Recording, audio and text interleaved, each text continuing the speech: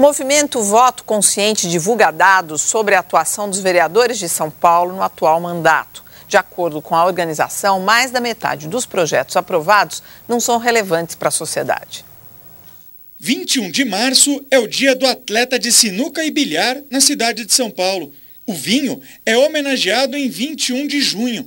Em 29 de junho se comemora o dia da Associação de Polveiros, os portugueses de Póvoa do Varzim. Há também a semana do Happy Hour, celebrada nos primeiros 7 dias do horário de verão. São todas datas comemorativas, mas que pouco interferem na vida da população. Será que não é falta do que fazer?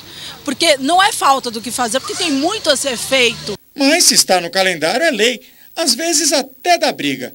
Dia 8 de outubro foi instituído como o Dia do Nordestino, pelo menos para a Câmara Municipal da cidade. A presidente da Associação dos Nordestinos não gostou, porque para ela o dia oficial é 2 de agosto, data da morte de Luiz Gonzaga, o rei do Baião. É o meu pensamento que isso são golpes eleitoreiros, que muitos vereadores deviam se preocupar, sim, com saneamento básico, com moradia, com escola. Outra atividade frequente na Câmara de Vereadores é nomear ruas, praças, avenidas e viadutos. Nomear as ruas é um ato necessário, afinal de contas as pessoas precisam se orientar pela cidade. Mas muitas vezes os vereadores querem rebatizar os logradouros públicos. Essa rua, por exemplo, até o ano passado se chamava Virgilina Gomes, mas foi renomeada para Niazi Schoff em homenagem a uma loja. Um levantamento feito pelo movimento Voto Consciente revela que até 30 de junho deste ano foram sancionados 587 projetos de lei na Câmara Municipal de São Paulo. Destes, 289 são considerados relevantes pela organização. Outros 298 tratam de homenagens, denominação de logradouros, datas, eventos e outros assuntos específicos. Se vocês consideram que eles não estejam trabalhando a contento, vamos escolher melhor. Para esse cientista político, os vereadores ainda enxergam nas homenagens uma maneira de conquistar votos em suas bases eleitorais. Isso não vai mudar. O que pode, eventualmente, é a composição, o peso que isso tem no conjunto do processo decisório vir a diminuir um pouco, desde que nós, enquanto cidadãos, efetivamente esperemos outras coisas das nossas autoridades. A Câmara Municipal de São Paulo comunicou em nota que não vai se pronunciar sobre os resultados da pesquisa feita pelo movimento Voto Consciente. O levantamento foi realizado com base nos projetos aprovados no atual mandato dos vereadores da cidade. O único jeito é ter lá uma televisão mostrando constantemente quem é quem, né? Uma espécie de Big Brother, assim, isso, transformar eles um reality mostrar, show. Quem é que está lá propondo para fazer o dia do chopp, não sei o quê, né? Quem são essas pessoas? Então, contratar uma consultoria, assim, dessas que se contrata a empresa para mostrar quando o cara é competente.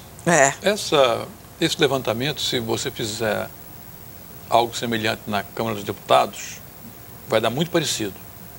E se você fizer nas Assembleias Legislativas dos Estados, então, aí a irrelevância do Legislativo hoje no Brasil vai ficar muito evidente, né?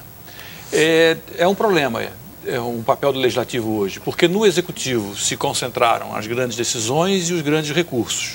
Então, o Legislativo ficou com uma função ritual e com um problema, que é o fato de que esses legisladores podem ser reconduzidos indefinidamente. O velho problema de sempre. Então, do meu ponto de vista, uma forma de mudar isso seria simplesmente não reconduzir ninguém no Legislativo. Acabar com a reeleição. Não, e não reconduzir, já que pode reeleger, que o eleitor se encarregasse de dizer o seguinte: quem é que tem mandato? Então eu não voto.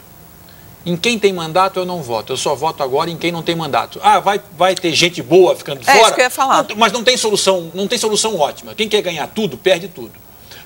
Onde é que a solução pode ser melhor? Onde é que a gente pode errar menos? É seguramente substituindo todo mundo. Por quê? Porque eles viraram profissionais de si mesmos.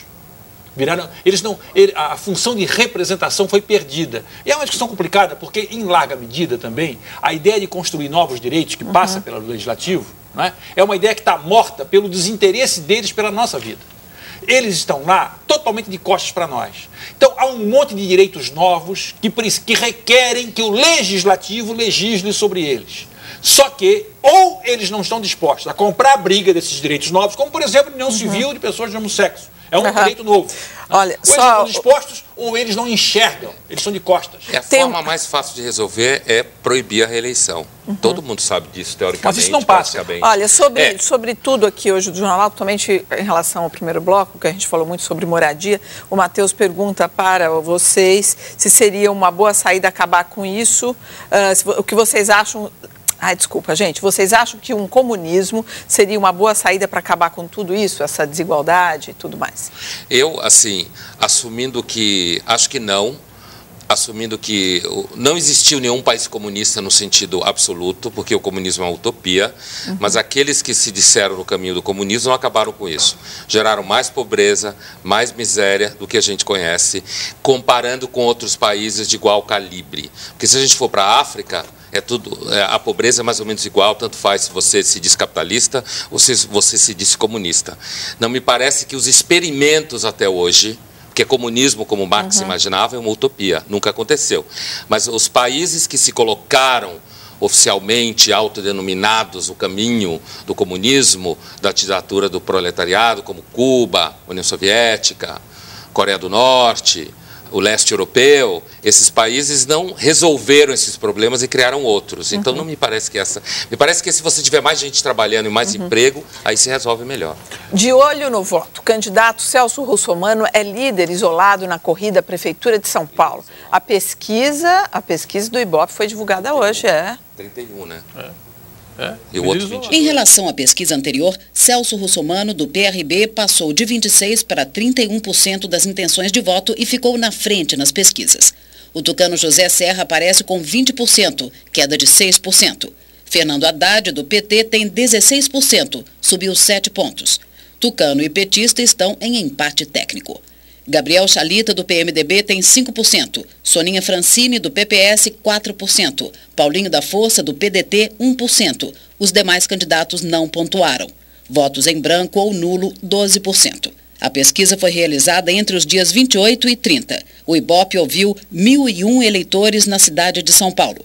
A margem de erro é de 3 pontos para mais ou para menos. Novaes.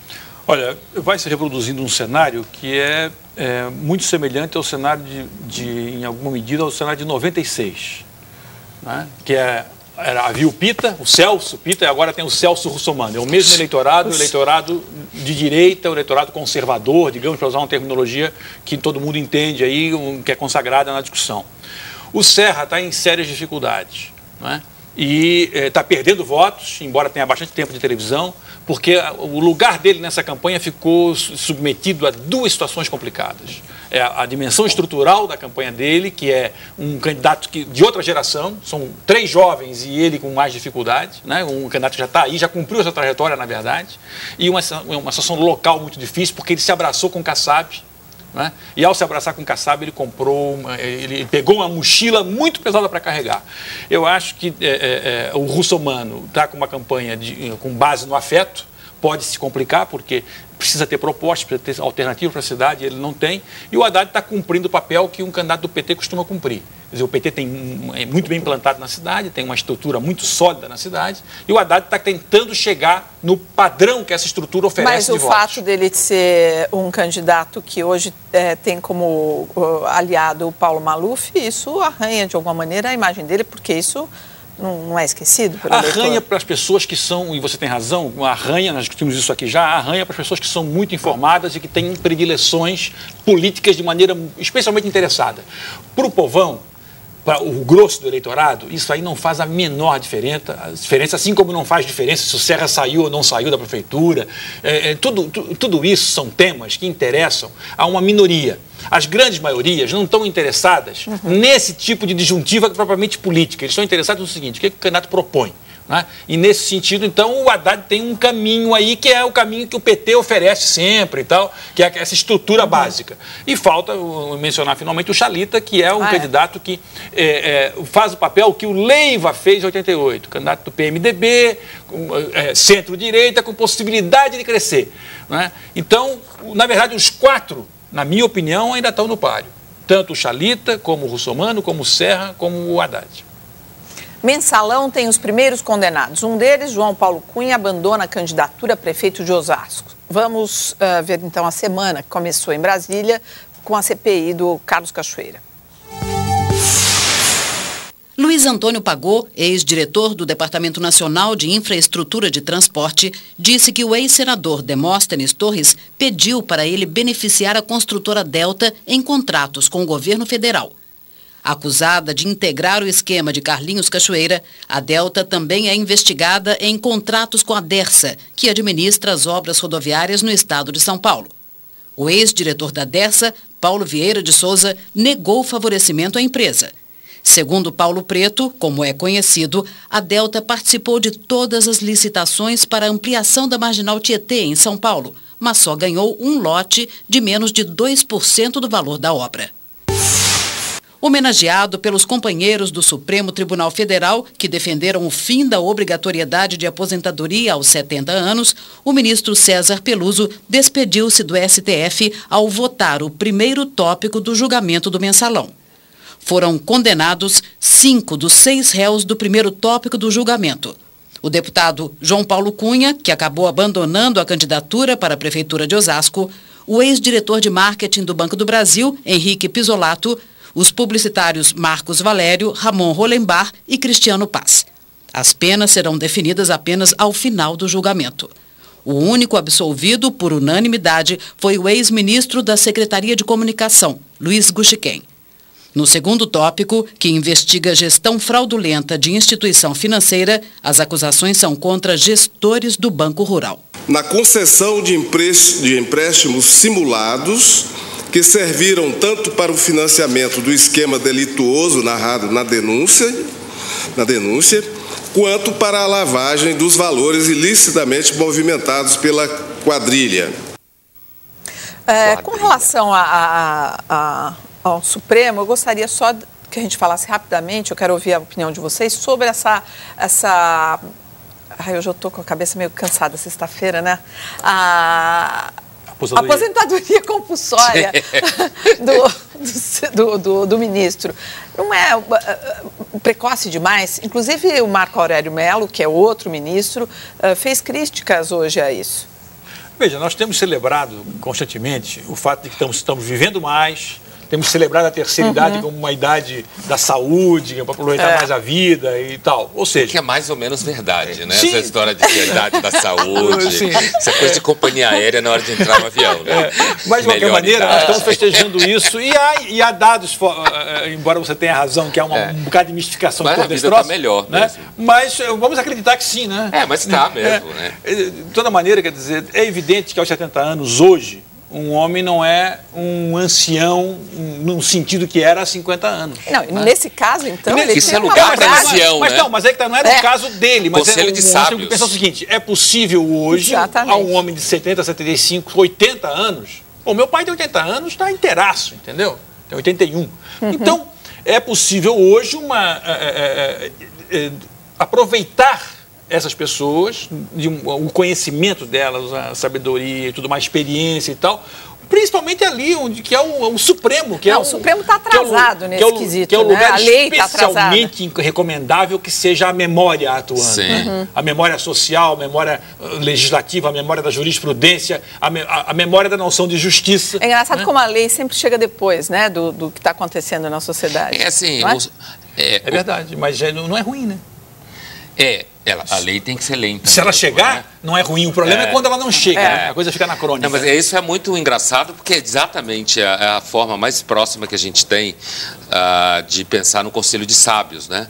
Então, você aposenta o cara com 70 anos, como a gente falava, o Novaes falava há pouco antes do jornal, você manda o cara para casa, ele não faz nada, fica enchendo o saco da mulher, ao invés de deixar ele exercer o que melhor ele sabe. Experiência, jurisprudência, inteligência. E é o trabalho para ele, que de fato... Não, aí eles recolhem, vai para casa, vem lá uns jovenzinhos alegretes. E aí põe um moleque de 40 anos que acha que ele sabe mais do que todo mundo. Não, e não só isso, aí põe o Toffoli, né, que trabalhou para o José Dirceu, trabalhou para o governo, e não se sentiu inibido de julgar.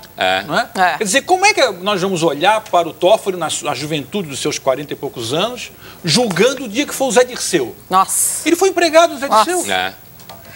Bom, hoje o desembargador Torinho Neto determinou a suspensão do processo envolvendo Carlinhos Cachoeira. As investigações da Operação Monte Carlo ficam interrompidas até que o desembargador do Tribunal Regional Federal em Brasília receba informações das companhias telefônicas responsáveis pelas linhas que foram grampeadas pela Polícia Federal. Até lá, nenhuma decisão poderá ser tomada pelo juiz responsável pelo caso. E a seguir, consumo das famílias brasileiras evita resultado negativo do Produto Interno Bruto. E mais, projeto de reforma do Código Penal brasileiro recebe crítica de juristas.